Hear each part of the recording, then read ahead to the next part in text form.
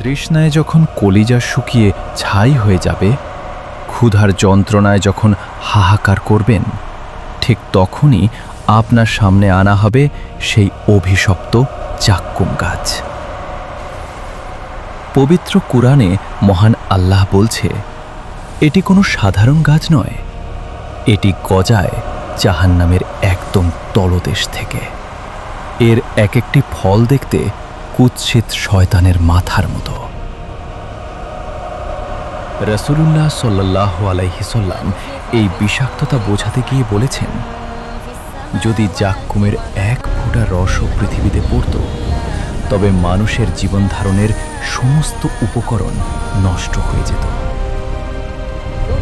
তখন পান করতে দেওয়া হবে হামিম বা ফুটন্ত তামা, যা পেটে গিয়ে টকবক করে ফুটতে থাকবে। চারদিকে শুধু আর্তনাদ আর আগুনের লেলিহান শিখা। 70 হাত লম্বা আগুনের শিকল আজ আপনার শরীরকে আষ্টে পৃষ্ঠে বেঁধে ফেলেছে। কিন্তু কাদের জন্য প্রস্তুত রাখা হয়েছে এই ভয়াবহ আযাব?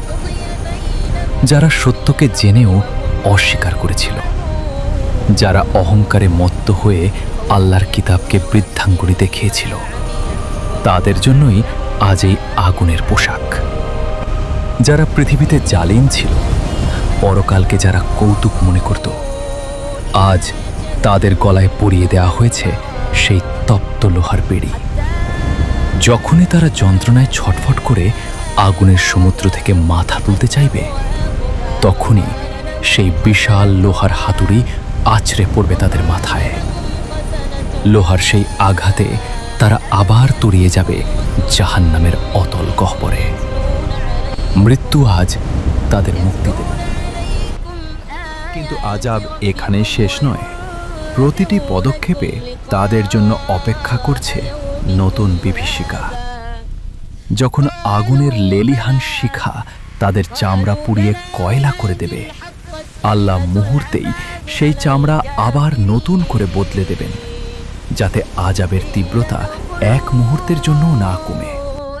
সেখানে তাদের জন্য বিছিয়ে রাখা হয়েছে আগুনের বিছানা, আর ওপর থেকে ঢেকে দেওয়া হয়েছে আগুনেরই চাদর দিয়ে।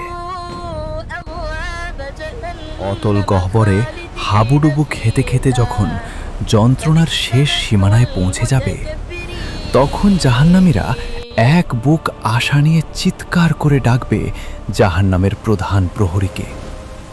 কুরআনের ভাষায় তারা বলবে, হে মালিক, তোমার রব যেন আমাদের চিরতরে শেষ করে দেন, এই আযাব আর সহ্য হচ্ছে না। 1000 বছর পর সেই মালিক উত্তর দেবেন, না, নিশ্চয়ই তোমাদের এখানেই থাকতে হবে চিরকাল। যেখানে মৃত্যু নিজেই মৃত, সেখানে আর্তনাদ কেবলই এক অর্থহীন হাহাকার।